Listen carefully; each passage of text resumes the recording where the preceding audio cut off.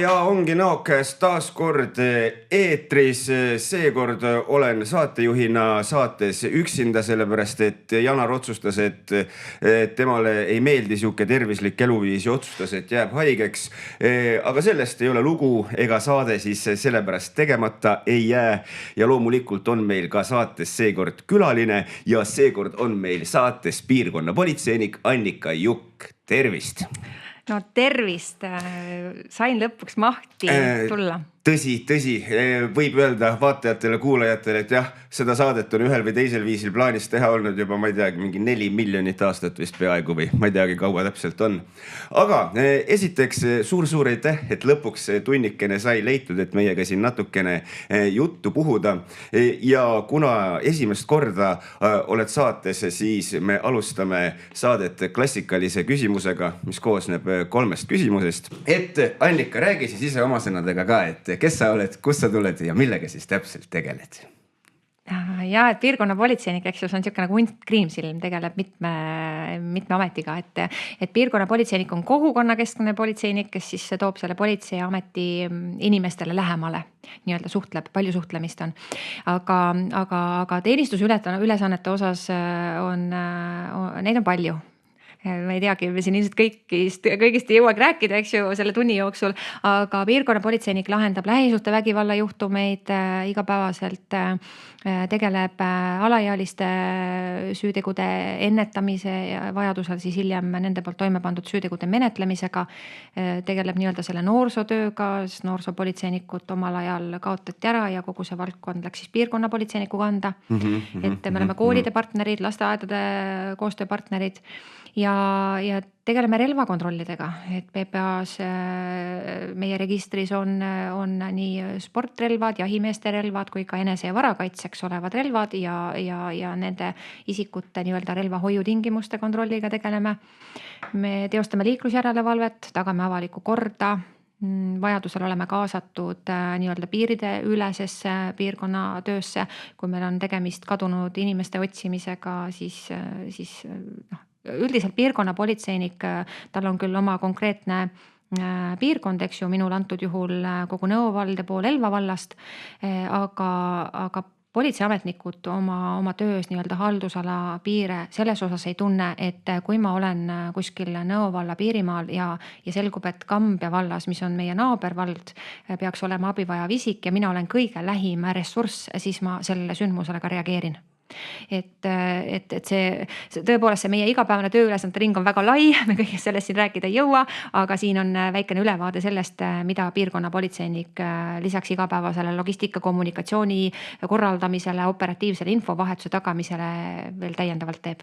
Aga piirkonnapolitseinik on tõesti kogukonnakeskne politseinik ja tema on nii-öelda see isik, kes siis või politsei visiitkaart, et tuua politsei kogukonnale inimestele lähemale. Vanasti öeldi konstaabel, eks ju, täna siis peene nimega piirkonnapolitseinik ja no tõesti, et siin on väga lai nii-öelda teenistusülesannete igapäevane ring, et peamiselt me teeme kodukülastusi koostöös kohaliku omavalitsuse ametnikega, sotsiaalosakonnaga, kui meil on peredes esinenud vägivallajuhtumeid.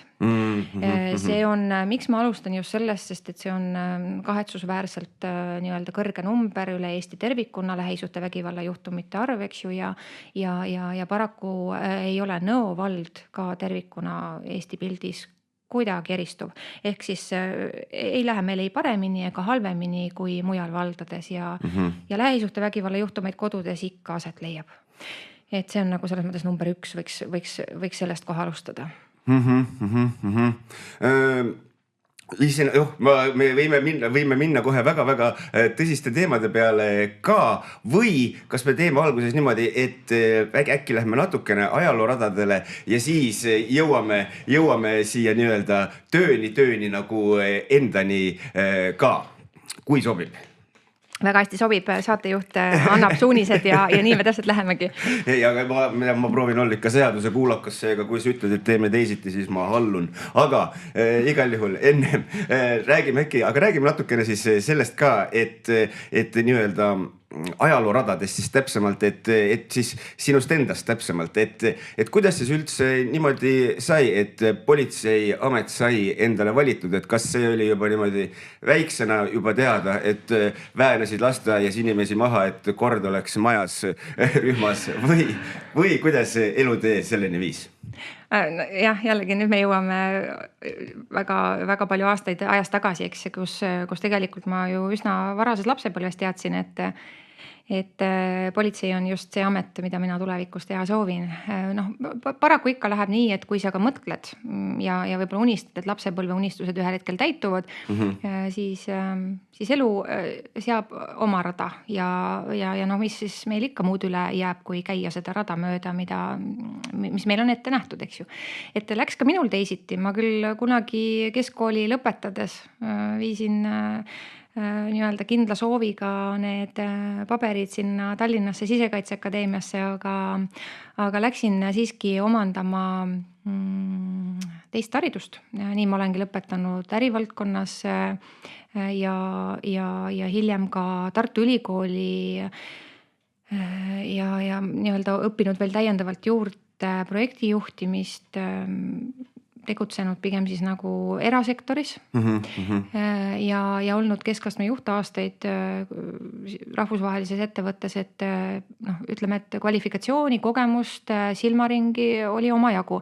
Aga need ametid, mida ma ka pidasin, tead ise, see vana arm ei roosteta, et eks ta ikka niimoodi nagu alateadust kripeldas ja siis ma mõtlesin, et ei ole nagu paslik võib-olla koheselt teha suurt karjäärimuudatust. Et tahaks ikkagi endale selgeks teha, mida politseiamet täpsemalt tähendab ja kas see on nii-öelda minule sobilik amet.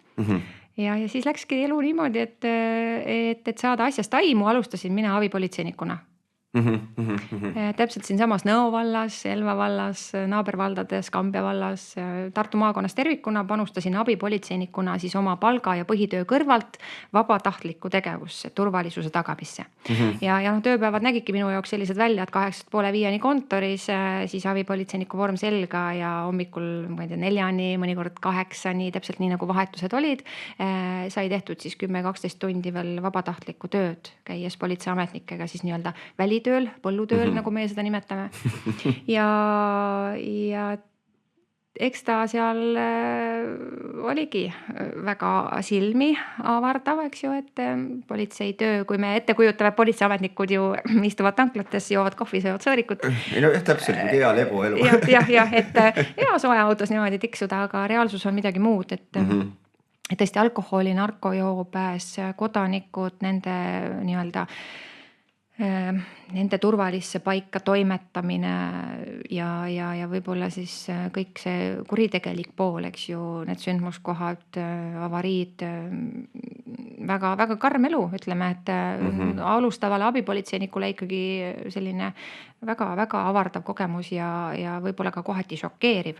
Aga mida ma sellest kõigest enda jaoks selgeks tegin, oli see, et see amet sobib mulle tõepoolest nagu valatult. Ma soovin seda teha, olles olnud aastaid vabatahtlik abipolitseinik, eks ju, oli mulle üsna pea selge, et kuivõrd see missioonitunne on ikkagi suur ja sügav ja ma tõesti soovin panustada südamest turvalisuse tagamisse, siis ma oma suuna ikkagi Sisekaitseakadeemia poole nüüd juba teist korda seadsin, et minna politseilist haridust omandama ja sealt maalt alates 2020 aastal suundusin Nõo valda siis ka ametlikult juba tööle, piirkonna politseinikuna. Ma kohe jäi mulle see, et kui nii-öelda abipolitseiniku ametiga sai nagu alustatud, et mis siis nagu tollel ajal, ma saan aru, et magamine oligi täiesti siuke teoreetiline tegevus lihtsalt, et ainult kohvi pealt see elatud. Jällegi väga hea küsimus, ma ise tollel ajal kohvi väga ei tarbinud, eks ju. Okei, lihtsalt puhtast missioonitundest. Jah, ma proovisin näpistada, kas kui mul oli nagu põhitöö kõrvalt puhkus või vabad päevad, siis ma proovisin selle sisustada abipolitseinike tegevustega ja kui nädalavahetus oli, siis ma proovisin aeg-ajalt näpistada ka selle ühe vahetuse nii-öelda nädalavahetusel, et kuivõrd pere oli väga toetav selles küsimuses ja nemad nii-öelda tunnustasid, toetasid, siis mul oli see võimalus. Kui see oleks olnud vastupidine, loomulikult ma poleks saanud seda teha, et ja noh, aga ju siis oli tähtede seis õige, nagu öeldakse. Aga korra siit käis see mõte ka läbi, et nagu nii-öelda, kui sai abipolitseinikuna alustatud, et siis see oli selline väga silmi avav, et minu küsimus siis nagu ühe sõnaga on see, et kui sai väikse lapsena unistatud politseiametist ja siis loomulikult hiljem ka keskendutud sellele ja kui siis üks hetk selle ametiga nii-öelda päriselt sai pihta hakatud, et mis need siis asjad olid, mis olid, ütleme siis võib-olla, et sellised, ütleme siis eelarvamused enne seda, kui sai nii-öelda ametisse astutud ja siis nii-öelda see reaalsus, mis amet siis nagu päriselt oli. On küsimus loogiline ka või mõttejada loogiline? Tead, isegi kui ta ei kõla loogiliselt, siis paneme ta kohe loogilisse järjekorda. Aitäh. Ma sain su mõttest aru, eks, et aga aitäh. Vaata, kui mina politseisse tulin tavakodanikuna, olles eelnevalt erasektoris tööl olnud, eks ju, et siis ma arvasin, et meie sinuga, eks ju siin, ja tol ajal ka ma ja minu kõik sugulased, tuttavad, kõik see nii-öelda kogukond mu ümber, et me oleme keskmised eestlased, eks ju. Et see tegelikult see teadmine tuli nagu välk selgest taevast, et me oleme kõvasti üle keskmise. Selles osas, et vaata, meil on kõigil väärt töökoht, meil on kõigil katus pea kohal. Meil on võib-olla ka mugavus, et sõiduk mõnikord jalgratas on ju, kellel on elektritõuks, millega käia tööle, vajadusel poodi. Et noh, ja teatud juhtudel me saame endale lubada ka kultuurisündmuseid, võib-olla välismaal reisimist, spaapuhkust, kodus kindlasti raamatu lugemist ja muid meeldivaid hobi ja vaba aja tegevusi. Ehk siis see on meie jaoks iseenesest mõistetavaks ja arvasin ka mina, et see teeb meist nii-öelda keskmised eestlased. Et minu mõttemaailm sai sellise šoki, ütleme selles osas, et siiski me oleme kõvasti üle keskmisest, meil on eluks oluline olemas. Reaalsus oli minu jaoks välitööd tehes ikkagi see, kus politsei teatavasti tublide seadusekuulekate kodanike kodudesse enamasti ei satu. Et pigem siis nagu probleemsete isikute või kui seal on mingid sõltuvusprobleemid, eks ju, et siis politsei külastab just sellist tüüpi kinnistuid või kodusid ja see, kuidas mõnel pool elati. Eks, kui seda avalik meedia ei kajasta, siis ega tegelikult see keskmine eestlane ka ei tea. Et see, kuidas mõnel pool elati, kus kodudes on muldpõrand, kui lapsed seal, neil pole riideidki praktiliselt seljas on ju, et ei ole neil toitu, ei ole neil, ütleme, hügieenitarbeid, ei ole pesemisvõimalusigi. Et see oli šokeeriv. Kuidas reaalsus elatakse ja võib-olla isegi mitte nagu 1-2 näite pealt, vaid et neid kodusid on päris palju. Ma saan arvata, et on tunduvalt rohkem, kui võiks arvata selles mõttes paraku. Ja mõtlen nagu eestiliselt vist maailma mastaabis samuti. Ja neid on tõesti kahetsusväärselt palju olnud, et ja noh, arusaadav, sest et politsei oma tööd tehes just nimelt sellist tüüpi kodudesse enamasti satubki, eks ju. Ja see oli minu jaoks selles osas nagu üllatav, sest et ma ei olnud varasemalt olnud selles infoväljas, kus ma oleks olnud teadlik nii nagu suures ulatuses. Aga et ühesõnaga noh, ilmselgelt seal sai nagu see koheselt selgeks, et nagu see on see töö, mis sa nagu teha soovid, aga kas seal, ma mõtlen just, et see šoki element ja see, et ma ei tea, mulle kuidagi oleks just nagu tunduks, et nagu vastupidi, et näed seda nii-öelda seda elu pahu poolt nagu korraga nii palju, et see tõmbab nagu psühholoogiliselt nagu täiesti katki, aga ma saan aru, et sul oli vastupidi, et pigem just oli see, et okei, siin on vaja nagu midagigi teha ja ma usun, et ma saan aidata, ma saan aru. Oli nagu see mõte või? Jaa, absoluutselt, et eks ütleme siis olles või tulles perekonnast, kus mul isa on eluaeg olnud Päästeametis tööl, eks aastakümneid nüüd suundunud sealt pensionile ja ema omal ajal, nõukaajal oli meditsiini valdkonnas tegev, et noh, võid ju arvata, et kus see käbi siis kännust ikka kaugemale kukub, et tütar on politseinik.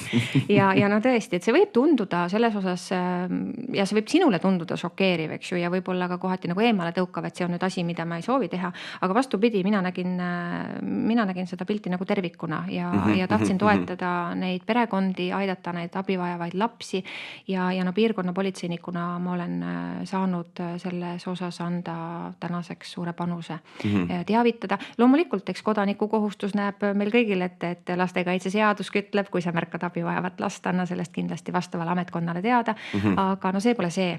Sa nii-öelda päriselt aidates saad sealt need tänulikud silmad või see pilk, mis sulle nii-öelda otsa vaatab, eks ju, siis see annab sulle energiat, see annab sulle motivatsiooni jätkata seda missiooni ja see on nüüd see osa, mille pärast võib-olla siis missioonitundega inimesed üldse sellist tüüpi tööd teevad.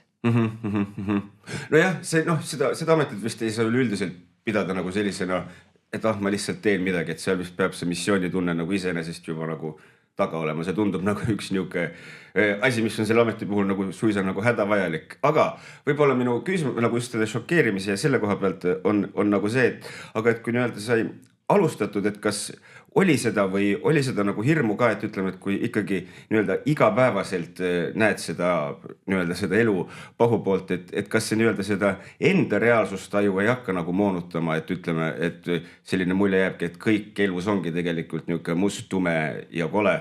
Et kas seda nagu ei juhtu, sest taaskord selles suhtes see võib üllatusena tulla, aga mina ei ole kuidagi politseiametnik kunagi olnud, seega ma ei tea, aga mulle nagu tundub, et see on nagu siuke amet, mis on selline psühholoogiliselt võib-olla kiiresti väga nagu rusuv ja selline isikliku maailma moonutav asi.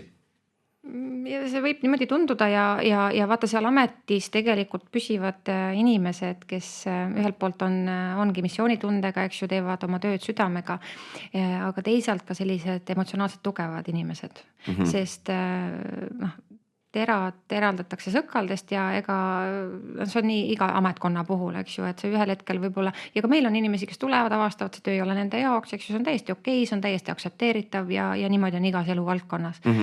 Et nüüd vastates su küsimusele, et kuivõrd ta on emotsionaalselt kindlasti rusuv ja absoluutselt meie töö politseinikena on füüsiliselt ohtlik, et see on ikkagi rusikareegel hommikul nii-öelda vahetust alustades.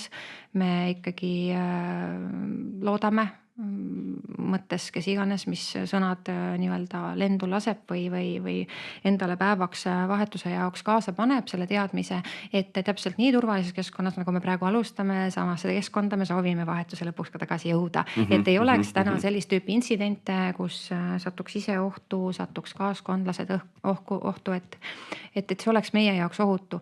Me teeme ka kõik endast oleneva turvataktikaliselt, et olekski kõik võimalused nii-öelda tagatud ja meil oleks ohutama tööd teha. Aga paraku ei lähe alati kõik nii, nagu me soovime. Nii et jah, tõesti, emotsionaalselt on see rusu, see on kindlasti kurnav, füüsiliselt on ohtlik töö, aga see on jällegi teadlik valik, eks ju, politseiametnik astudes ametisse on selle otsuse enda jaoks ju läbi mõelnud, nii-öelda need head ja vead, nagu me siin paberile kõik kirja paneme. Ja nii ka minu puhul, meil on ka toetusmehhanismid, et kui on väga keerulised intsidendid, juhtumid, mis emotsionaalselt võib jätta teatava jälje, siis on ka meil kaplani näol vaimse nii-öelda tervise toetamine, meie hingehoidja, eks ju, kes kuulab ära vajadusel partnerasutused, et jah, see ei ole vist üldse täna enam selline saladus, et me elamegi keerulisel perioodil, kus vaimse tervise toetamine on igati tänuväärt ja tunnustatud, et see vale häbi vist ühiskonnas tervikuna on nüüd mööda saamas loodetavasti. Jah, võiks loota. Aga jah, võib-olla selle sama võib-olla küsimus võib-olla natukene jätkuks või nii, sest kus mul see nagu küsimus tekkis, oli see, et mul üks sõbranna kunagi töötas samuti politseine, nagu tema sõnul üks nagu selliseid raskemaid nagu nõmedamaid asju oli see, kus nagu mingid tööd hakkasid nagu nii-öelda jutuvärkides siis koju kaasa võtma, et ütleme, kui oligi olnud mingi olukord, kus oli käidud mingisuguste, ütleme siis kuskil problemaatilises perekonnas, kus võib-olla olid mingisugused vägivallaintsidendid ja ühel või teisel põhjusel olid siis nii-öelda politsei käed seotud selles osas, et kuidas abi pakkuda või mis abi pakkuda ja siis see frustratsioon selle juures oli nagu sihuke keeruline siis nii-öelda millega tegeleda, et kas see on, ma saan aru, et see vist ongi sihuke siis enesepsühholoogiline kuidagi treenimine või asi, et aga kas see sinu jaoks ei ole selline nagu nii keeruline, et sa suudad nii-öelda, kas see on nii-öelda nii-öelda panna erinevatesse nii-öelda kastidesse oma peas neid eluasju nii-öelda, et ei vii koju tööd kaasa nii-öelda? No ma proovin ka nüüd kuidagi jälle kokku võtta, et sellele küsimusele vastata. Vaata, ühelt poolt on nii, et me piirkonnapolitseinikud, me töötame üksinda, mis tähendab seda, et me oleme sellised piirkonna hundid, eks ju, käime tarest tarre, käimegi üksinda, meil ei ole paari meest kõrval, kes tagaks kuidagi meie turvalisust või hoiaks seljatagusel silma peal. Ja kriisisituatsioonides mõnikord olukorrad eskaleeruvad väga kiirelt, lähed täiesti rahumeelse perekonna juurde ja seal tekib neil konflikt. Vaat kriisiolukordades sul see mõttekäik peab väga kiirelt töötama. Ehk siis sul on tegelikult sekundi murdosa jooksul tarvis üksinda seal sündmuste keskel vastu võtta väga olulised otsused enda ja teiste ohutuse tagamiseks. Ja sellepärast ma saan öelda, et ühelt poolt see mõttetegevus kogu aeg käima, see ei tohi katkeda, eks ju, kogu aeg on see ohuhinnang, turvataktika hinnang, eks. Ja teisalt loomulikult peab olema hea suhtlemisoskus. Sest me ikkagi toonitame ja rõhutame, et politseiametniku kõige parem nii-öelda relv ongi tema enda hea sõna, eks, et see kirjalik suuline eneseväljendus peab sama kiirelt ja laitmatult toimima nagu see mõttetegevus. Need peavad omavahel kooskõlas olema, vaata muidu on error, eks ju, ei toimi. Nii, aga tõesti need situatsioonid, mis võib-olla jäävad nagu painama, eks need ka tuleb töös ette. Ja nendest mehhanismidest, kuidas siis ennast toetada, aidata, me just ennevalt rääkisime, eks ju, meil on see hingeabi ja teised toetusmehhanismid.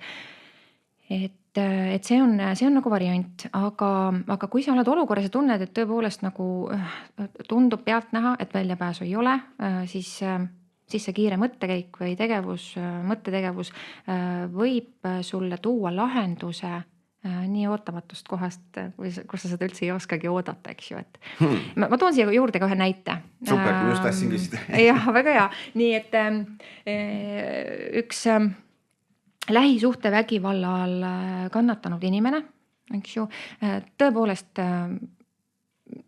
väga pikalt selles olukorras olnud, enda jaoks ta väljapääsu ei näinud, oli juba nagu käega ka löömas, täielikult ohvri rollis olev inimene, kus ta lõpuks tulenevalt sellest keskkonnast, kus ta viibib, eks ju, mis on väga mürgine, väga valulik ja kindlasti mitte normaalne. Talle hakkab see juba normaalsusena näima. Ta on löönud käega, eks ju, ta on nagu leppinud, et teist elu polegi ette nähtud, et okei, et kannatame siis hambad ristis. Et tema puhul sai ka siis toetusmehhanismina kutsutud kokku ümarlaud ja arutatud politsei poolt koostöös partnerasutustega, et mida siis selle pere toetamiseks teha, kuidas aidata inimesi ja selle keerulise olukorraga püüda kuidagi moodi toime tulla, eks ju. Mis need lahendused võiks olla? Ja sealt selgus tõsiasi, et ka varem on püütud nii-öelda abi anda. Ja mis on nagu põhiline, kui sa oled selles olukorras, siis meil on partnerasutus ohvriabi, kuhu politsei suunab, vajadusel ka kohalik omavalitsus sotsiaalosakond suunab ja kuhu kodanikud saavad, kui neil on mure, küsimus, saavad ise ka pöörduda, et need kontaktid on internetist leitavad. Ja selle kodanikuga oli varasemalt tegelenud ka nii ohvriabi, kohalik omavalitsus, politsei, aga aga seda olukorda oli vaadatud nagu tervikuna, et kuidas peret toetada. Ja kuna see ohver, noh, ta selles olukorras olles, elades tundis ennast ikkagi väga halvasti, siis mõnikord võivad seal üks ainus sõna võib nii-öelda käivitada olukorra, kus ta läheb nii-öelda lukku või ei pruugi enam koostööd teha. Ja tema jaoks oli ka, et kõik vaatavad nagu seda asja tervikuna, et aga tal on väga suur mure ja talle tundus, et nagu keegi tema murega ei tegele. Ja ma nägin seda tema näost, et sealt oli selline vaikiv appikarje paistis mulle nendest silmadest. Ja siis ma ikkagi, kui meil see ümarlaud tol korral lõppes, ma läksin talle järgi koridori, et saaks temaga omavahel vestelda ja ma ütlesin ka talle, et ma ju näen, et sul on reaalselt abi vaja, eks ju, et ma saan aru, et kõik tegelevad tervikuna pereprobleemidega ja polegi võib-olla süvitsi läinud nii-öelda sinu individuaalsetesse probleemidesse, vajadustesse, aga need on selgelt olemas ja mina olen siin, et toetada. Ja kuivõrd ta kirjeldas mulle, et tal on varasem kokkupuude selline negatiivne olnud, eks ju, mitte konkreetselt tollel ajahetkel ametis olnud valla ametkonna ja politseiametnikega, aga just varasematel aastatel, siis ma selleks, et teda toetada, jällegi tundub nagu väljapääsmatu olukord, inimene on nagu nii kriitilises seisus, ta tegelikult ei tahagi enam abi vastu võtta, et jätke mind rahule. Aga ma võtsin enda riisikul ikkagi selle võimaluse, pakkusin talle, ma ütlesin, et ma vestlen partnerasutustega, räägin sinu loo ära ja proovime korraks veel, kas me saame sealt teraapia, kas me saame sealt kuidagi suunamise, kas me saame abi, sest et ma ju näen, et sul on seda abi vaja. Ja siis ta oli hea küll siis, eks ju, et vaatame. Tõepoolest ma tegingi nii, nagu me kokku leppisime ja sai siis need kontaktid edastatud, nad said seal omavahel ohvriabiga kommunikeeruda ja vaimse tervise nõustaja kommunikeeruda ja lõpuks oligi, minu jaoks see olukord selles osas jäi nagu, kuidas ma ütlen, jäi sellisesse uinuvasse faasi, et ma mõnda aega sellest inimesest midagi ei kuulnud. Jällegi see võib tunduda kummaline, aga kuivõrd ei olnud politsei sekkumist vajavaid olukordi rohkem seal peres, siis tegelikkuses on see ju hea, sest järelikult ei ole seal sedavõrd tõsiseks need intsidendid läinud, eks ju. Ja oligi selline vaikimine, uinuv olukord, eks ju, kuniks mõni kuu hiljem kirjutas mulle seesama inimene. Ja see tema kiri päris ausalt klomp oli kurgus, kui ma seda lugesin, sellepärast, et see oli väga südamlik. Ta küsis mu käest, et kas ma mäletan teda, me kohtusime mõned kuud tagasi. Ja kui see inimene peaks tänast saadet kuulama ja tunneb ennast ära, ma proovisin teda nüüd väga anonüümselt kirjeldada, me ei ole isegi selgeks teinud, kas me räägime naisterahvast või meesterahvast, eks ju, aga kui ta juhuslikult peaks sattuma seda saadet kuulama, siis tea, et ma lugesin seda tõepoolest niimoodi, et silmad olid märjad, sest see sinu südamlik tänu minu tehtud tööle oli nii siiras ja ehe ja enamasti inimesed, Eesti inimene ikka selline kinnine, eks või kipu võib-olla tänusõnadega siin kedagi väga nii-öelda ülevoolavalt tänama, aga ta tänas ja ta ütles, et ta sai sealt selle kontakti, usaldusliku sideme, ta on käinud kuid teraapias ja saanud sellest abi ja ta jätkab sellega. Ja see emotsioon, mida ma sealt kirjast lugesin, saad aru, see oli kardinaalselt erinev sellest viimasest mälestusest, kui ma kohtusin temaga 2-3 kuud tagasi, eks ju. Et ma juba nägin, et asjad on paremaks läinud, nii et mõnikord ka väga keerulises olukorras, kus tundub, et väljapääsu ei ole, tulles nüüd tagasi küsimuse alguse juurde, siiski võib-olla, lihtsalt sa pead ise nagu, ma ei teagi, kas see on nüüd see kiire mõttekäik, on see võib-olla teadmiste ja kogemuste pagas, kust sa järjest võtad neid variante, eks ju, mida läbi proovida nende inimeste aitamiseks, või on see mingisugunegi tõesti mingi sügav missioonitunne, ma ei oska öelda, mis on see valem, aga piirkonna politseinikul kindlasti mingisugused õlekõrred peavad olema ja neid oma töös me kindlasti ka rakendame.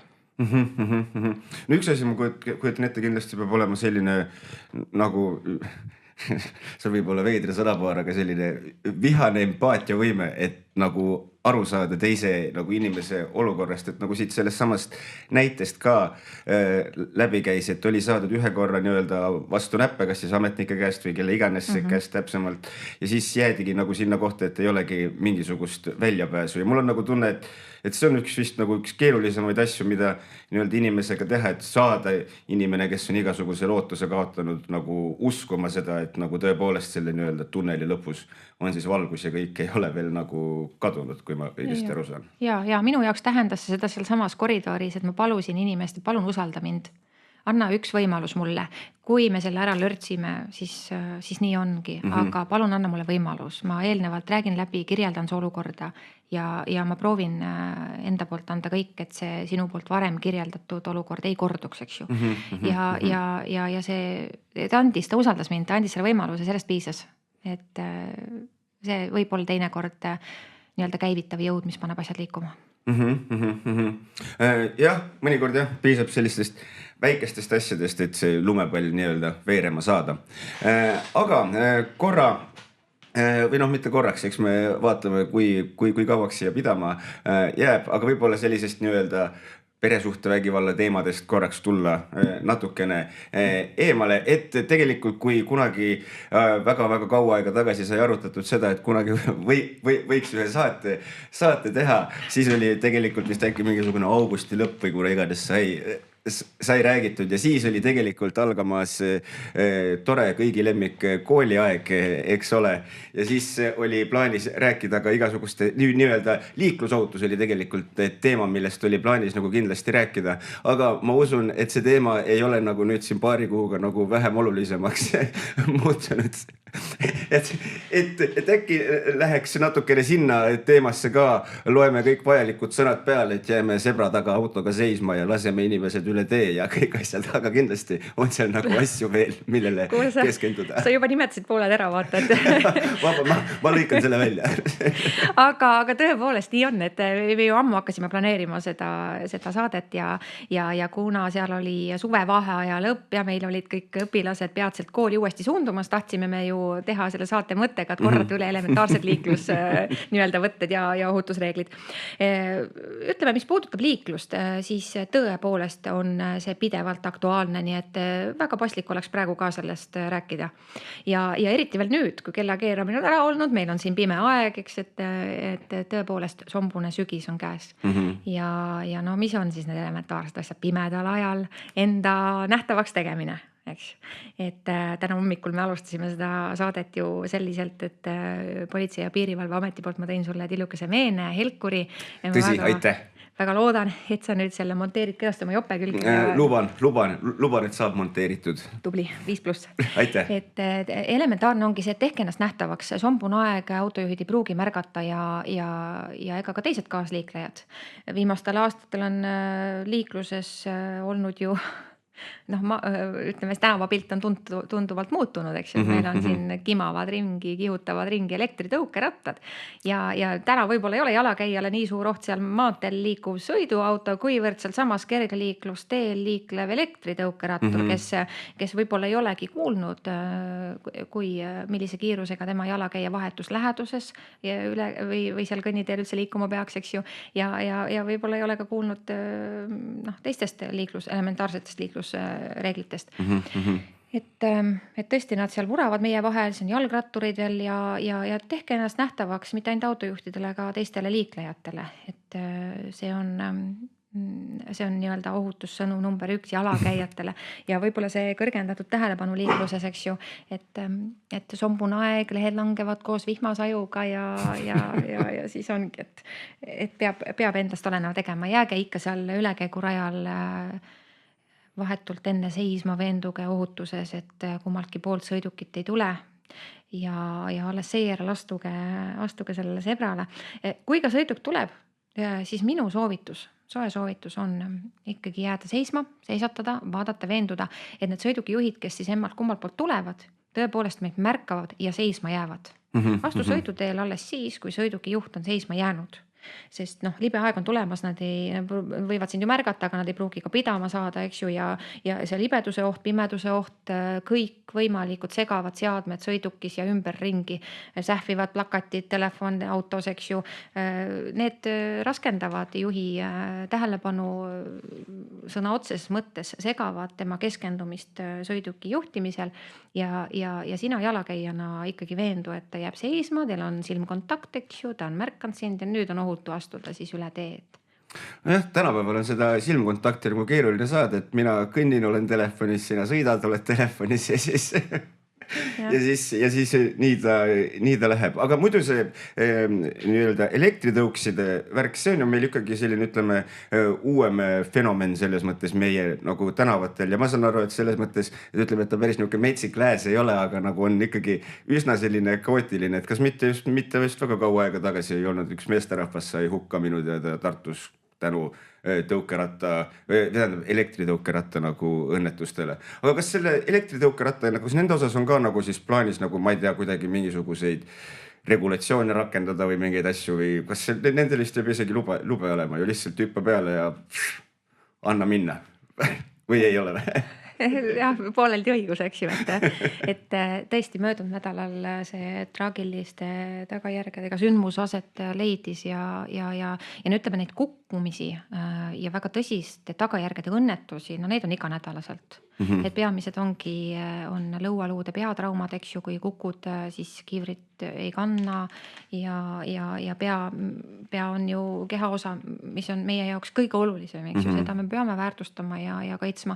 Et kui ka see jalgrattakiiver on, mis on kinni rihmatud siit niimoodi lõua alt, eks ju, siis ta tegelikult seda, ütleme, ta lõualuud ei kaitse. Nii et järjest enam ja enam soovitab politsei ka noortel tõukeratturitel kanda krossikiivrit, kus on tegelikult ka lõuakaitse, et kukkumise korral oleks traumade oht võimalikult väike.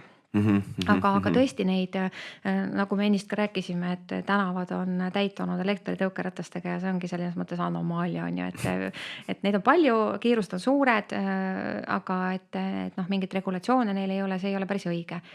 Et tõepoolest sa võid selle tõukerattaga sõita, eks ju, eeldusel, et see üle 25 kilomeetri sul tunnis välja ei lähe. Ehk siis eeldusel, et sul on see piiraja seal peal, mida sa pole seal maha monteerinud või mingi kaupluse pole pöördunud palvega seda teha, eks ju, et sellest on ka liiklussaateid olnud, alles hiljuti juhtusin ühte vaatama. Et see probleem tervikuna on, aga meil on ka väga palju häid näiteid. Meil on noorte kogukonnad, kes seal oma sotsiaalmeedias, kas TikToki või muudes Facebooki platvormidel tõmbavad üles selliseid aktsioone, nimetame siis neid niimoodi, kus nad kogunevad, nad kannavad nõuete kohast turvavarustust, neil on elektritõukerattad, mis on kenasti valgustatud, nad peavad kinni nii-öelda siis kiiruspiirangust, liiklevad ohutult ja nad on otsustanud võttagi niimoodi oma seltskonna kokku ja tänavatel sõita, pidades kinni erinevatest liikluseeskirjadest ja tagades enda ja teiste ohutuse. Ja vot sellised noored on olnud sellised uued suunamudijad, kes näitavad väga head eeskuju, nii et see on minu jaoks ka täitsa vau. See on nagu ülivinge, sellepärast, et just nagu ma ei tea, mingi teismaja peale tagasi mõelda, siis oli nagu niuke nagu häälestus oli ikka natuke teistsugune, et ei, võtame kõik ära, ei ole seda kiivrit ka vaja. Ei kuku lihtsalt. Vaata, noortel on võib-olla see, et need krossikiirid, need on sellised ägedad ja popid ja siis nad tahavad hea meelega kanda. Ja mina olen ka öelnud, et kui sa vähegi saad, siis räägi vanematega kodus läbi, et on ju väga toredaid, vahvaid, ägedaid kiivreid. Et kui see sulle praegu ei meeldi, leia võimalus, eks ju, et äkki saad sa siis parema ja lahedama, mida sa tõepoolest soovid ka kanda. Sest see kiivri kandmine, see on nagu turvavöö autos on ju, et kui politseid märgatakse, kukutakse rapsima kohe, topitakse seda turvavööd sinna niimoodi väsimatult kinni ja kiivriga on sama lugu, et kui rattur märkab noor rattur, eks just kiiver kohustuslik on ju alla kuni 16 aastani, et edaspidi piirkonna politseinikuna nüüd ütlen siia otse, et tungivalt soovituslik, palun kandke ka nii-öelda vanemas eas, eks ju, et ma ise kannan, püüan eeskuju näidata ja ja tõesti väga paljud tublid kodanikud seda ka teevad enda ohutuse tagamiseks. Aga et noh, alati ma ütlen nendele autojuhtidele või nendele, kes hakkavad seda kiivrit kohe politsei nähes nii-öelda pähe panema, et miks sa seda teed, see ei ole ju minule näitamiseks. Sa pead mõistma, et see on sinu enda ohutuse tagamiseks, eks ju, et kannagi seda selle mõttega, mitte et see oleks kohustuslik ja keegi kuskilt sunnib seda kandma. Vastupidi, sa tagad sellega enda turvalisuse ja päris ausalt on väga-väga palju lugematul arvul näiteid, kus kiivri kandmine on õnnetuse korral päästnud selle isiku elu. Ja ka Nõo vallas on meil selline juhtum olnud, eks ju, auto ja jalgratta kokkupõrge, kus rattur kandis kiivrit ja lennates siis pea ees auto esiklaasi, vaadates seda sündmustikku, kiivri kahjustusi, saab öelda, et tõepoolest kiiver päästiski elu. Siin mul korra vahepeal tuli küsimus, aga juba sa just nagu natukene, sa vastasid ka sellele küsimusele, aga et ma saan aru, et tänapäeval on selles mõttes noored nagu tunduvalt tublimad, kui ütleme selline negatiivne sotsiaalmeedia võiks nagu näidata, et küll on noored laisad ja halvad ja kõik mis iganes, nagu alati läbi ajaloo on olnud, eks ole. Aga tegelikult nagu nii ei ole, et ma saan aru, et noored on üsna nagu vastuvõtlikud nagu sihukestele asjadele, et ei, et kiiver ei ole nagu selline süvariigi kihus inimeste vastu ja värki, et nagu saadakse aru ja tuldakse nagu kaasa nagu nende asjadega. Mulle tundub, et paremini kui siis, kui sina mina teismeline olin. Ja ma saan seda kinnitada. Tõepoolest, ma ei tea, millist sotsiaalmeediat sina tarbid, millist sisu sa tarbid, on ju, et sa oled neid probleemseid noorukeid näinud, neid on ka, loomulikult, eks, neid on ka. Aga vaata, me teeme siin praegu seda Nõo valla saadet ja mina tahaks ikkagi rääkida, mis meil Nõos toimub. Ja ma käin iga sügis, käin ma koostöös Nõo põhikooli pedagoogide ja juhtkonnaga teostamas kiivrite ja jalgrataste turvavarustuse kontrolli. Olemegi teemegi sellist reidi maakeeli, on ju. Ja teeme reidi koolimaja ees, vaatame siis, kui õpilased tulevad, kas nad oskavad selle rattaga liigelda, kas seal on kõik elementaarsed nii-öelda ohutuse tagamiseks, kõik nii-öelda on see turvavarustus olemas, seal peavad olema töökorras pidurid, kõik need signaalkellad, tuled, elkurid ja loomulikult peas kinni rihmatud kiiver. Et seda me seal kontrollime ja no nende kontrollide baasilt, nüüd ma räägin nagu statistikast, eks ju. Tõepoolest ma saan öelda, et Nõo vallas on nende kontrollide tulemus näidanud, et noored kannavad kiivrit ja peavad nendest reeglitest kinni, eks ju. Ja just nimelt mitte sellepärast, et mingi kohustus on mingeid reegleid täita, vaid ütlevad ka, et jaa, mul on täiega kiiver, ma tahangi seda sõbra ees presenteerida ja teine ütleb, et see on minu enda jaoks ju. Ega ma teie pärast ei kanna. Väga õigesti vastasid praegu, ei kannagi minu pärast, eks ju, et tubli töö. Aga on mõned üksikud näited sellest samast kiivrite kontrollist. Kui ma küsisin ka sügise hakul, et ühe väikese lapse käest, et kus su kiiver on? Noh, enamasti ma saan vastuseks, et no jäi maha täna, just täna ununes, ma muidu kogu aeg kannan, aga vaat täna ei kanna. Ja siis ta vaatab mulle oma armsate silmade otsa ja ütleb, et aga politseitädi, seda te küsisite minu käest juba eelmisel aastal. Ehk siis vanemad ei olnudki seda kiivrit tal vahepeal soetanud ja laps läks koju selle sõnumiga, teeme isi, mul on seda kiivrit vaja ja koolis ka kontrollitakse ja see tagab minu enda ohutust, aga vanemad ei olnud seda soetanud. Et noh, milline on siis politseipoolne vastus, kui laps niimoodi mulle ütleb, eks ju, mis ma tegin. Võtsin ühendust selle lapse seadusliku esindajaga, rääkisin talle selle loo ära ja mõtlen, nüüd on meil küll see olukord, et eelmine aasta kontrollisime, ei olnud kiivrit, selgub lapse jutust. Sel aastal, eks ju, ei ole tal seda kiivrit, et kas see tõepoolest on nii, et tal ei olegi kiivrit või on see lihtsalt maha ununenud. Ja selgus, et see kiiver kunagi oli, aga lapsed kasvavad sellise kiire tempoga ja ka kiivrid jäävad väikseks, nii uskumatu kui see ka ei ole. Nii et tuleb ajaga kaasas käia, aega-ajalt vanematele panen siis südamele vaadata, veenduda, et see kiiver on lapsele paras, et ta ei ole nagu laup ei ole paljas ja see kiiver ei ole otsapidi kuklas, eks ju, vaid on kenasti turvab pea perimeetri ära ja on, läheb ka kindlasti lõua alt kinni, eks ju, et lahtine kiiver meid ohuolukorras ei päästa, et see peab olema kenasti paras, reguleeritud parajaks ja kinni rihmatud lõua alt. Jah, siit ei natukene mulje, et nii-öelda, et vanemaid on nii-öelda isegi, et keerulisem veenda asjade vajalikkuses kui Jah. siis noori, et noored on nii-öelda võib-olla vastuvõtlikumad uuele infole ja võib-olla on äkki selles asi ka, et ütleme, tänapäeval on meil ligipääs internetile, kus on ligipääs igasugustele asjadele ja ei ole väga kerge, tähendab väga keeruline leida nii-öelda selliseid päris videosid, kus inimesed endale päriselt, ütleme kasvõi sama elektritõukerattaga nagu päriselt viga teevad ja ma arvan, et no nendel asjadel kindlasti pääsevad vast noored päris kergesti ligi, ma ei usu, et see eriliselt keeruline tänapäeva internetimaailmas on. Jah, seal on jah kõike. Nii on. Aga kas siin korra, kui me juba siin liikluse juures veel oleme, kas on mingid asjad, mis oleks veel olulised üle korrata hetkel, võib-olla nüüd veel eriti, kui on pime aeg käes ja hetkel veel pole lund maas ka ja kõik sõidame kotti siin autodega, et kas on mingid asjad, mis jäid loomulikult jah, et helkurid igale poole, riiete külge, näkku, mis iganes kuhu, peaasi, et näeks. Aga kas on veel mingid olulised elemendid, mida peaks alati üle kordama, millest nii-öelda kunagi pole liiga palju kordamist? Ja ma siis võib-olla helkurid igale poole, eks ju, see on ka hea. Ma olen tänavapildis järjest rohkem ja rohkem näinud, et vaata, kes jalutavad lemmikloomaga. Koertel on seal on mingisugusedki helendavad või vilkuvad mingisugused tulukesed küljes. Ja nüüd on ka niisama need kergliiklejad, ka jalutajad või tervisesörgi tegijad hakanud enda külge riputama. Ma ei teagi, mis need siis on, väiksed lambikesed või sellised nagu ma ei tea, mis tulukene see on, eks ju. Kas nad käivad mingi rinnanõelaga või nad käivad mingi paelaga, täpselt ei tea. Aga lisaks helkurile on jalakäijad endale külge monteerinud ka tuled. Ja see on veel parem variant, sest et eriti kui see veel blingib ka. Vaata, kui me ennist rääkisime sellest, et sa jalakäijana vaatad seal oma nutiseadet, ei pruugi tähele panna, mis sinu ümber toimub, liikluses toimub. Autojuht on võib-olla hõivatud telefonikõnega, ketrab raadiokanaleid või näpib nutiseadet, eks ju, et ei pruugi märgata, mis tema ümber toimub. Siis kõik sellised nagu vilkuvad esemed, valgustid, asjad, need on tegelikult väga õigustatud, sest et isegi kui sa oled süvenenud mingisse tegevusse ja midagi seal silmanurkas blingib või vilgub, siis tõmbab tähelepanu.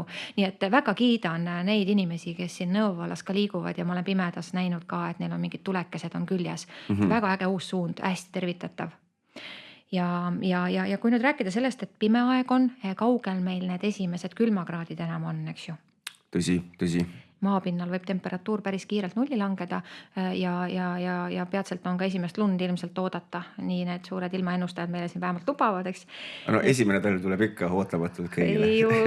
Just. Et olge lihtsalt ise sõidukijuhtidena kuidagi juba varakult valmistunud selleks. Ma saan aru, et see tuleb ootamatult. Me näeme seda iga aasta, eks ju. Ja see on ka põhjus, miks ma selle täna nii-öelda siin saates välja hõikan, et autojuhid, head autojuhid, olge teadlikud, varsti on miinuskraadid tulemas, olge selleks valmis. Esimene libedus tuleb ootamatult, aga pange vaim valmis ja vaadake, et sõiduk on tehniliselt libeduse tulekuks valmis ja vastavad rehvid oleks kindlasti sõidukil olemas, eks ju.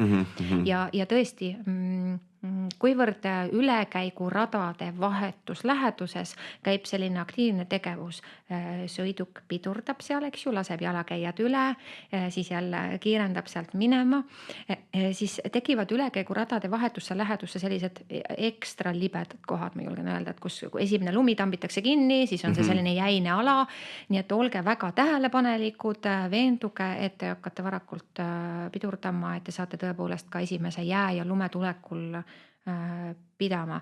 Et nii nagu lastele tuleb alati ootamatult kooli algus, soe suvi on lõppemas, nii tuleb sõidukijuhtidele väga ootamatult alati see esimene libedus. Et olgem tähelepanelikud ja võimalusel ikkagi tegeleme juhtimisega, et muremõtteid on kindlasti osadel juhtidel peas, kes on otsapidi koduste tegevuste juures, kes mõtleb töömõtteid, aga fokusseerige oma pilk liikluses toimuvale ja olge siin ja praegu, olge kohal, et kui juhid, siis juhi.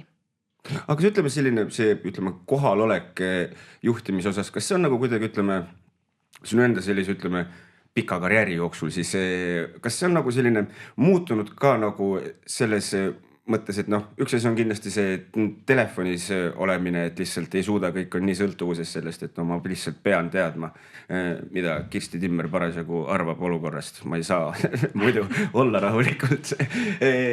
Aga kas seal on ka nagu mingisuguseid muid asju, et ala näiteks, ma ei tea, mingisugused uuemad autod, eks ole, mis nii-öelda sõidavad pool ise, et inimesed mõtlevad, et ei ole mind siia nii väga enam vajagi, et ma saad rahulikult telefonis olla ja küll Volvo ise pidurdab, kui Triin tee peale kõnnib või mis iganes. Et kas on nagu selliseid probleeme nagu muutub ka, ütleme, mida võib-olla kui alustasid oma karjääri, et siis ei olnud, aga nüüd on? Jah, kui mina oma karjääri alustasin, ei olnud meil tänavapildis sedavõrd palju elektritõukenud, et nagu meil täna on, et need on kättesaadavaks saanud, lapsed soovivad seda jõulu- ja sünnipäeva kingituseks ja eks nad on ajas nagu vähem maksma ka hakanud. Aga ka need isesõitvad autod, need uhked Teslad ja muud sõidukid, mis meil siin teedel liiguvad ja Nõo vald tervikuna läbib ju transiittee, eks ju. Jõhvi, Tartu, Valga maantee, meil on väga palju liiklust ja need, kes siin igapäevaselt liiklevad, ei pruugi üldse kohalikud olla, et selline tihe liiklus kese. Et kõik võimalikud mugavusseadmed sõidukis, need raskendavad juhi tähelepanu ja selge see, no kujuta ette, sa istud seal sõidukis, sa paned mingi ventileeritava istme või talvisel perioodil paned mingi istmesoojenduses, esimese roolisoojendus veel, eks ju, paned mõnusa siuke priis, soe tuuleõhk puhub, paned hea muusikakanali või veel parem, kuulad mingit podcasti, eks ju, et harivat jutusaadet. Ja nüüd sa siis kruiisid ja enamasti on sul peal ka adaptiivne püsikas, eks ju, hoiab eessõitjaga distantsi, ma ei tea, ohu korral pidurdab sõiduk juba ise nulli, eks ju. Tänapäevased sõidukid on turvatud turvakardinate, turvapatjadega ohuolukorrast, need kõik avanevad. Automaatika juba teavitab häirekeskust, et õnnetusse on sõiduk sattunud, et lähevad automaatkõned. Et kõik need mugavused on ühelt poolt head, aga teisalt nad ikkagi raskendavad ka meie tähelepanu, eks ju. Inimene harjub mugavustega väga kiirelt ära. See on suisa häiriv lausa, nagu isikliku koha pealt ka nagu teevad, aga vabandust. Et kui sa oled senimaani sõitnud sõidukiga, millel püsikat ei ole, eks ju, püsikiirushoidjat. Ja siis sa mingi aeg avastad selle distantsi eessõitjaga, distantsi hoidva püsikiiruse hoidja võlu. Siis sa harjud selle mugavusega üsna kiirelt ära. Ja siis, kui sa jälle pöördud sõidukirooli, kus seda ei ole, on tavaline püsikiirushoidja, siis sa saad sellest vahest aru. Nii mõnikord šokeeri ennast ise ja too ennast nagu mugavussoonist välja, vaata pöördu. Või vanasti olid vaata manuaalkastiga autod, eks ju. Tänapäeval on kõik praktiliselt juba automaadid, et proovi 10 aastat sõita automaadiga ja siis mine uuesti manuaali rooli ja ära siis tee seda siin maakohas, vaid mine otse liiklusesse, linna asulasse. Et vaata, kas on tore. No ei ole. Küll sa siis hindad oma seda automaatkastiga autot seal. Aga kas on nagu, seda peab nagu kuidagi eraldi nagu meelde ka tuletama, et kas Tesladel on ju minu arvates see, kus sul ongi hiiglaslik ekraan sul keset seda ja mul oleks küll võimatu vist nagu mitte seda vaadata ja siis küll auto ise nagu sõidab, et kas seda peab kuidagi nagu eraldi nagu meelde ka tuletama või inimesed ikka nagu proovivad olla mõistlikud, sest nagu tihtipeale ja eriti veel inimesed, kes on nagu väga-väga kaua aega vaata nagu sõitnud, on kuidagi see niuke lihasmälu, see niuke automaatne, et lülitadki nagu välja ennast, aga et kas on vaja inimesi siis nagu täitsa teadlikult tagasi ka tuua, et tuleme nüüd korra nii-öelda olevikku ja keskendume. Ja mul on hea meel, et vaata selline nagu ennetussõnum ja teavitustöö on inimesteni jõudnud. See tähendab seda, et politsei saab trassil liikuvate sõidukite ja sõidukijuhtide poolt üsna tihti teateid võimaliku joobekahtlusega juhi osas. Inimene helistab, ütleb, et praegu sõidan siin Jõhvi, Tartu, Valga maanteel, vaatan, ees sõidab mul sõiduk, vingerdab, ei suuda rada hoida ja selline väga kahtlane. Ja väga õigesti teeb, et helistab 112. Politsei asi on kontrollida seda fakti, kas sõiduki juhil võib olla midagi juhtunud, kas ta on alkoholijoobes, on tal üldse juhtimisõigus. Kõiki neid asjaolusid me kontrollime eranditult iga kord, kui selline teade tuleb. Inimesed on väga hästi vastu võtnud selle anomaaliatest ja liikluses sellisest veidi teistsugusest käitumisest antakse tihti politseile teada. Ja loomulikult, kui me nüüd kontrollime, on neid olukordi, kus tõepoolest juht võibki olla tarvitanud keelatud aineid või olla alkoholijoobes.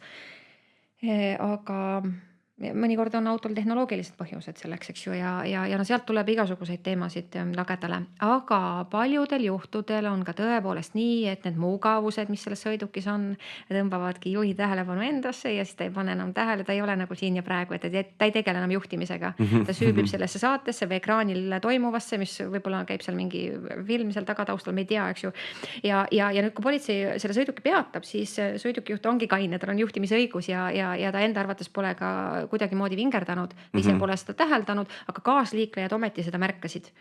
Ja siis selgubki, et ma siin rääkisin kodustega, mul oli pikem telefonikõne, ei pannud tähele või et jäin seda ekraani vaatama, eks ju, et me kuuleme ka selliseid vastuseid. Nii et see veel kord ju kinnitab fakti, et tõepoolest need on segavad asjad meie sõidukis. Ja hea meel on selle üle, et sõidukid on tänapäeval sedavõrd hästi arenenud või arendatud, et nad, kui sa siis ei suuda seda rada hoida, meil on ka tegelikult ju sõiduraja hoidikud, eks ju, uuematel autodel peal, ja kipud seal niimoodi vingerdama või kahtlaselt ühele poole kalduma, teisele poole kalduma, siis sõiduk annab sulle ühel hetkel ise märku, et aeg on teha paus. Lööb sulle selle kohvitulukese põlema sinna, et armatuuris, et nüüd on aeg võtta aeg maha, sa teed selliseid kahtlaseid kaldumisi küll teepeendra poole, küll telgjoone poole, et võta korraks see puhkepaus, puhka ja siis liigud edasi. Et sõiduk ise teavitab, hoiatab meid, on ju, et ei pea alati politsei hoiatama. Et ja inimesel võiks endal ka see taju olla, ohutaju, et hoida nii-öelda oma käitumisel liikluses silma peal ja kui need mugavused sõidukis on, ühelt poolt need on väga head, teisalt nad natuke ikkagi viivad meie tähelepanu eemale. Muudavad teistmoodi laisaks. No just.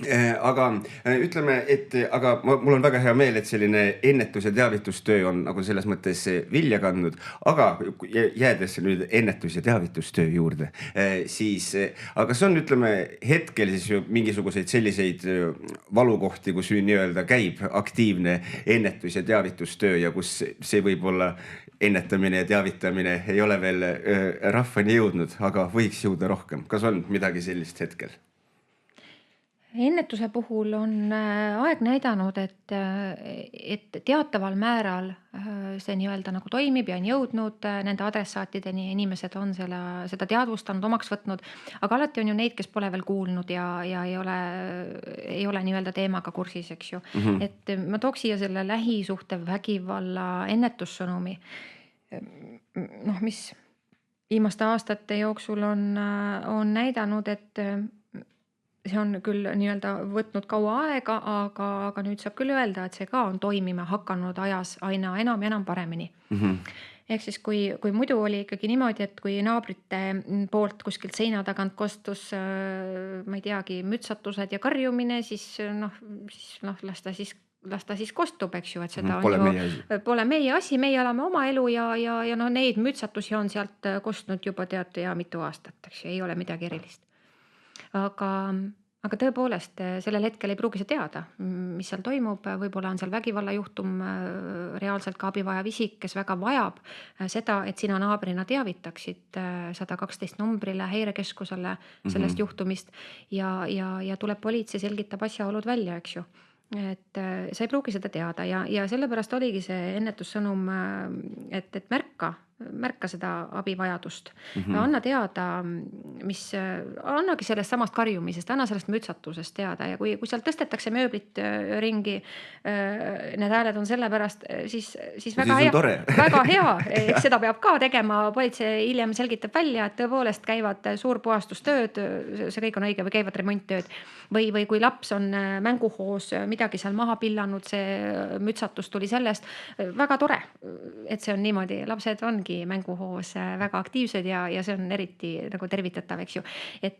Aga mõnikord teavitatakse politseile lärmakatest naabritest ja sellisest kahtlasest tegevusest ja siis leiabki kinnitust fakt, et seal on väga tõsine vägivallajuhtum parasjagu reaalajas käimas. Ja sellest ei saakski politsei teisiti teada kui nendelt samadelt naabritelt, kes võtsid ikkagi vaevaks 112 numbril helistada ja abi kutsuda. Ja mina julgustan pöörduma, ma julgustan olukordades, kui sa tõesti kahtled, samamoodi liikluses, eks ju, kui sa mõtled, et ta teeb kahtlaseid manöövreid või äkki on joobes, no ma ei tea, ei peagi teadma, Politsei asi on faktid välja kontrolli või välja selgitada, eks ju. Et ja see, mis toimub naabri juures, kui on nagu kahtlus või tuleb mingit karjumist sealt, noh kunagi ei tea, võib-olla naabriproua kukkus, ei saa püsti, on abitus seisundis. Noh, ärge võtke seda enda südamele, kui temaga midagi peaks pärast juhtuma, et andke ikkagi teada, tuleb vastav ametkond, kas siis kiirabi, pääste, politsei ja selgitab selle olukorra seal nii-öelda siis isiku abivajaduse ja selle olukorra välja. Et see on nagu läinud ajas käima ja see on väga tervitatav, et jällegi, kui meie tänased kuulajad endaga selle teadmisesid kaasa võtavad ja julgevad pöörduda, eks ju, siis mina ka soovitan, kui sa ikkagi arvad, et kellegi elu ja tervisega võib olla midagi korrast ära, siis anna sellest kindlasti teada, helistades numbrile 112. Jaa, päris kindlasti. Ja siin on, ma arvan, et siia samba kohe üle korrata olid ju ka, kas oli üks või paar isegi mitu internetilehte, kus on nende samade probleemidega nagu sellele pühendatud siis selles mõttes internetileheküljed. Kas üks oli, kes käis meil saate alguses vist läbi ka? Sa mõtled praegu ohvriabi, eks ju, me rääkisime sellest. Jah, ohvriabi, täpselt. Mõnikord on ka nii, et sa oledki selline kannatad hambad ristis vaikides ja ei tahagi kellegi poole pöörduda, siis soovitan võtta kontakti ka ohvriabi spetsialistidega telefoni teel, eks ju, on võimalik seda esmast nõustamist seal saada, nemad saavad omalt poolt ka edasi suunata, kui see vajadus on ja need teenused kodanikule võimaldatakse tasuta. Aga mis on oluline, võib-olla see teadmine, et ohvriabi poole pöörduda võibki iga isik sarnaselt nagu ka politsei poole, eks ju, oma muredega ja neid seal jagada. Ohvriabi on täiesti erapooletu oma valdkonna spetsialist, kes kuulab su ära hinnanguid andmata ja selgitab selle abivajaduse välja ja nii-öelda nõustab selles osas, kuidas selle mure või probleemiga võiks edasi tegeleda. Ja sa ei pea seal kuidagi moodi kartma, et see teie omavaheline vestlus tuleb välja või ei, absoluutselt ei ole tarvis seda karta. See on delikaatne info, mida te jagate omavahel, eks ju, seda teavet ei anta ohvriabi poolt isegi mitte politseile välja. Nii et see ongi nii-öelda see argument, mis võib-olla teatud juhul võib otsustavaks saada inimesele, et mul on vajagi neutraalset osapoolt, mul on vaja seda eriala spetsialisti, kes kuulaks mu ära, eks ju. Ja kui see kinnitus ka veel sinna tuleb, et see vestlus jääb teil omavahele, siis miks mitte kasuta seda võimalust, mis on antud, mis on loodud. Lähevad, see link kindlasti läheb ka meie Facebooki postitusele. Kas siia juurde veel kiiresti, kas on veel mingisuguseid olulisemaid linke, mida peaks ära mainima?